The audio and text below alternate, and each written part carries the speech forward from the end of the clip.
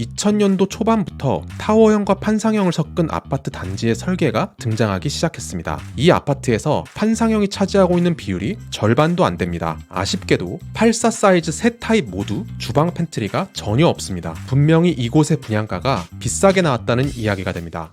안녕하세요, 실거주 부동산입니다. 오늘은 검단 신도시에 청약이 예정된 디에트르 더 에듀에 대한 단지 설계, 평면도, 입지 분석을 진행하려고 합니다. 오늘 저는 최대한 분석적으로 접근해서 이 아파트가 비싼 이유를 설명드리고 마지막에 제 생각도 정리해서 말씀드리도록 하겠습니다.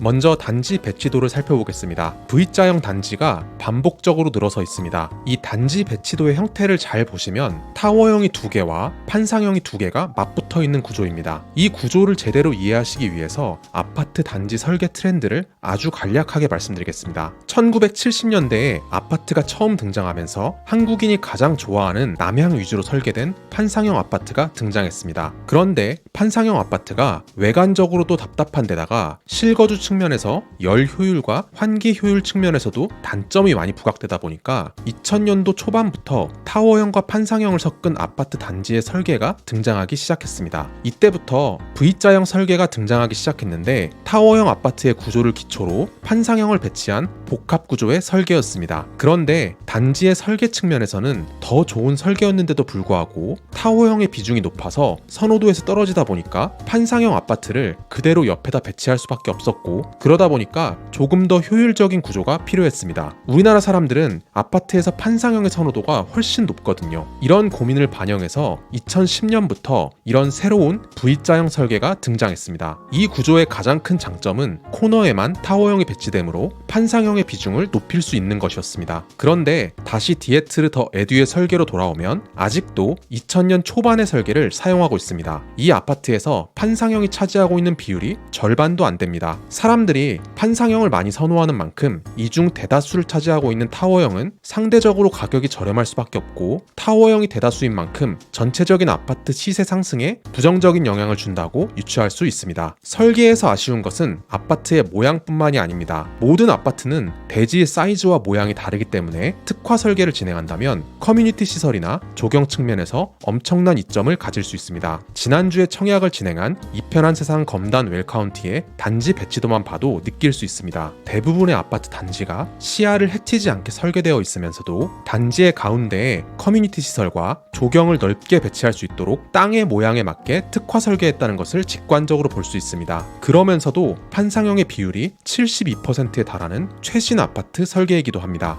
떠나고 보니까 이편한 세상 웰카운티가 참 좋은 아파트였네요. 다시 디에트르 더 에듀로 돌아와서 보시면 단지의 설계 측면에서 확실히 아쉽다는 게 바로 보이실 겁니다. 아파트의 시야 측면에서도 막히는 단지들이 꽤 많이 발생합니다. 세대수의 차이는 있지만 분명히 대지 이용의 측면에서 두 아파트가 수치적으로 비슷한 걸 볼 수 있는데, 이런 특화 설계가 실거주 경험적인 측면에서 크게 차이를 가르게 됩니다. 다만 장점으로 볼 수 있는 것은 주차 공간을 엄청나게 늘렸다는 건데요. 이게 분명히 장점이긴 하지만 세대당 계약 면적이 높아져서 관리비가 다른 아파트들보다 더 높아진다는 단점도 있습니다. 평면도도 살펴보겠습니다. 4베이 타입이 아닌 3베이 타입의 평면도입니다. 다만 여기서 대방건설의 특화 설계가 등장하는데 발코니를 최대한 많이 만들 수 있도록 설계했습니다. 현행법상 확장이 가능한 발코니는 1.5m까지 둘 수 있는데요. 조금이라도 더 발코니를 확보할 수 있도록 이렇게 삐져나온 공간들을 만들었고, 이걸 활용해서 여기서부터 1.5m까지 발코니를 확장해서 연결할 수 있도록 설계했습니다. 그래서 5구 타입이지만 팬트리 공간이 넉넉하게 배치되었습니다. 다만 3베이 타입인 만큼 방 하나는 반드시 채광이 안 좋은 방이 됩니다. 하지만 방의 배치가 독립적으로 되어 있기 때문에 사생활 보호 측면에서는 뛰어날 것으로 예상됩니다. 알파룸의 공간을 마련하고 있는데 배치가 약간 아쉽습니다. 욕실은 반드시 알파룸을 거쳐야 하기 때문에 알파룸이 독립적인 방의 기능이 조금 떨어집니다. 평면도상으로는 드레스룸도 알파룸을 거쳐야 하지만 인테리어 조감도를 확인해보니까 침실에서도 출입이 가능할 것으로 예상됩니다. 공간의 넓이가 크기 때문에 침실 1에 붙박이장을 두지 않아도 된다는 점은 큰 장점으로 보입니다. 보입니다. 5구 B타입은 5구 A타입처럼 왼쪽에 삐져나온 공간을 만들지 않았다 보니까 발코니 확장을 위한 공간 하나가 빠졌습니다. 그래서 알파룸만큼 빠진 걸 볼 수가 있는데요. 대신 동선의 배치는 확실히 일반 아파트와 같다고 볼 수 있습니다. 사실 이 공간도 굉장히 크기 때문에 침실 1에 붙박이장을 설치한다면 옷의 수납 측면에서도 크게 문제가 없을 것으로 예상됩니다. 5구 C타입은 타워형 형상인데요. A타입과 마찬가지로 발코니 공간의 확보를 위해서 평면 자체를 특이하게 설계했습니다. 그래서 3베이 타워형이라는 정말 특이한 구조가 완성되었는데요. 3베이 구조라서 채광 쪽의 장점은 판상형과 동일하게 가질 수 있겠지만 마통풍이 되지 않는 타워형의 단점을 그대로 가지고 있습니다. 가장 마음에 안 드는 점은 현관에 들어오면 욕실을 바라보게 된다는 것입니다. 보통 방을 배치해서 현관에 들어서면 벽에 액자를 걸어놓거나 할 텐데 여기는 욕실 문을 바라보게 되니까 입구 쪽을 꾸미기가 상대적으로 어렵습니다. 다만 판상형에 비해서 주방의 넓이가 넓기 때문에 식탁을 놓기에 좋은 공간이 나오게 됩니다. 타워형이다 보니 아무래도 공간적인 측면에서 장점이 많이 사라져서 드레스룸을 제외하고 팬트리 공간이 모두 삭제된 걸 볼 수 있습니다. 84 타입의 경우에도 59 타입의 평면과 완전히 동일하게 구성한 상태에서 사이즈만 늘렸습니다. 원래도 넉넉한 공간에서 84가 되니까 정말 공간이 넉넉해졌는데요. 전반적인 사이즈가 커진 만큼 주방 팬트리를 만들어줬으면 어땠을까 싶은데 아쉽게도 84 사이즈 세 타입 모두 주방 팬트리가 전혀 없습니다. 방도 독립적이고 방의 사이즈가 커서 분리가구나 성인 자녀에게는 좋은 구조겠지만 그럼에도 주방의 수납이 늘지 않았다는 것이 아쉽습니다. 공간적으로 5구와 비슷한데 욕실 1의 구조가 참 특이합니다. 양변기가 도어의 뒤쪽으로 나와 있는데 세면대와 양변기가 앞뒤로 배치돼서 호텔 욕실 구조를 갖췄습니다. 다만 변기가 세면대를 마주보고 있는 형상이라서 변기를 이용할 때 세면대의 거울을 마주보게 될 텐데 상상하자면 약간 이상하긴 하지만 이런 것도 살다 보면 금방 적응되겠죠. 84 B타입이 동선적인 측면에서 더 안정적이게 느껴집니다. 드레스룸이 조금 더 컸다면 좋았겠지만 침실의 크기가 굉장히 큰 만큼 침실에 붙박이장을 설치하면 아쉬움은 해소할 수 있을 것 같습니다. 사실 가장 문제는 84 C타입인데 84 C타입도 59 타입과 동일하게 입구에 들어서면 욕실이 보이는 구조입니다. 공간은 모두 크게 만들었지만 드레스룸의 크기는 여전히 아쉽고 오히려 침실 3에 팬트리 공간이 들어가게 되었습니다. 사실 침실 3은 붙박이장만 설치해도 충분해서 차라리 침실을 여기까지 올리고 이 공간에 별도의 창고를 만들었으면 어땠을까 싶은데 그냥 길어진 만큼 침실 3에 팬트리가 들어가 있다는 것은 약간 아쉬운 부분입니다. 전체 단지 설계를 봤을 때 분명히 거실의 넓이나